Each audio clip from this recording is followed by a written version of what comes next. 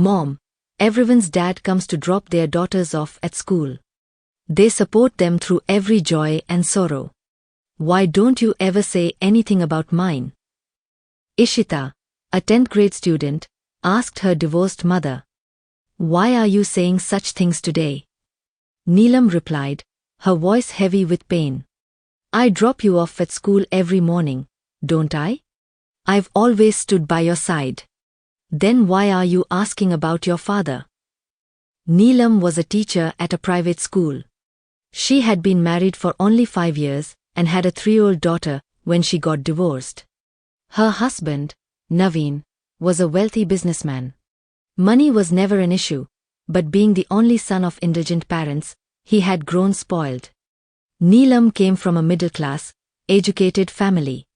Naveen's parents constantly demanded dowry, but she never told her own parents or younger brothers, who were still students. Her father was a government school teacher. Naveen drank heavily and, under the influence, would beat Neelam over trivial matters. His parents continuously poisoned his mind against her. One day, Neelam sensed that something was being hidden from her. She began to feel that something was terribly wrong. Standing outside the door several times, she overheard her in-laws talking. They were planning Naveen's second marriage and plotting to get rid of Neelam and Ishita. Neelam was willing to die herself, but she would never let her daughter be harmed. At last, she told her parents everything. Her father, Ramesh Babu, thought deeply and consulted others. Everyone advised divorce. Eventually, the divorce was finalized, without any alimony or settlement. Just a few days after the divorce, Naveen remarried. He never asked about Neelam or Ishita again. A few years later, both of Neelam's brothers got married and found well-paying jobs in different companies. After her father's retirement, the daughters-in-law began to see Neelam and her daughter as a burden. They started making life difficult for her. Realizing she could no longer stay there, Neelam took up a job at a private school. After her parents passed away, she rented a small house and began living there with her 10-year-old daughter. Time passed. Neelam tutored students, taught at school, managed the house, and raised Ishita, all on her own. Life constantly tested her, be it interference from the landlord, scolding at school, or financial hardship. Despite being buried in work day and night, Neelam never let Ishita feel deprived. She got her into a good school and gave her a nurturing environment. Ishita never felt the absence of a father. But now that Ishita had entered adolescence, her thoughts were beginning to change. She started wondering why her parents had separated. Neelam never told her much. She thought Ishita was too young to understand the abuse, and feared it might create a negative image of relationships. She wanted to protect her daughter from all pain. Ishita shared her feelings with her friends, who felt sorry for her. They assumed her father must be missing her, but guessed that her mother was the one preventing them from meeting. During a visit to her maternal uncle's home, Ishita asked her aunt about her parents' relationship.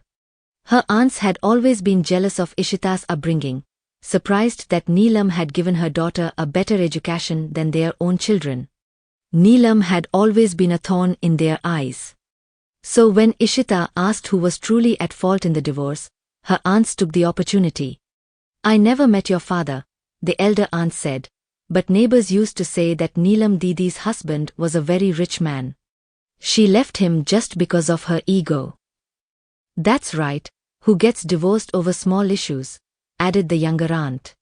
If your father were with you today, you'd be going to school in a car, and Neelam Didi wouldn't be struggling like this, the elder one said, turning Ishita further against her mother. These words took root in Ishita's mind. She began to believe her mother was the reason for her misery, that her mother had left her innocent father.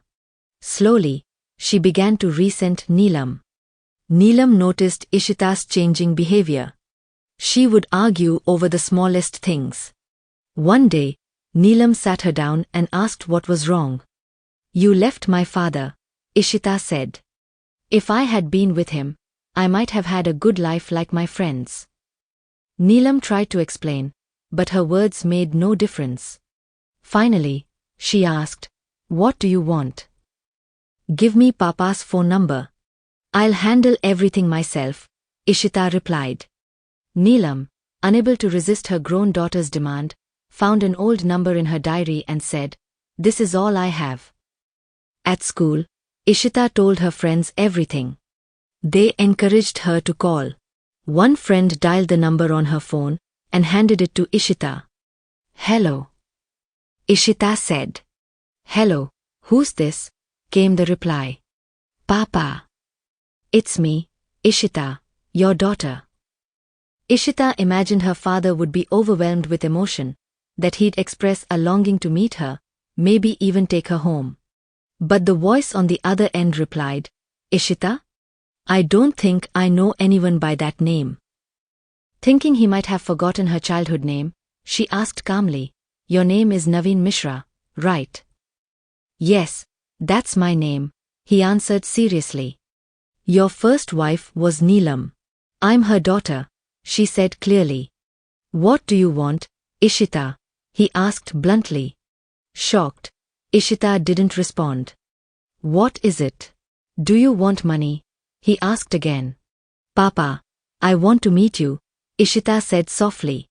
"That's not possible," he replied coldly. "Why?" she asked. "Because I have a wife and daughter now. I don't want anyone interfering in my family," Naveen said. Ishita felt crushed. Her hopes shattered. She burst into tears. She went home and wept bitterly, then told Neelam everything. Neelam finally revealed the truth about her father. Running her fingers through her mother's hair, Ishita said, "You were right to divorce a man like that." Neelam pulled her daughter into a warm embrace.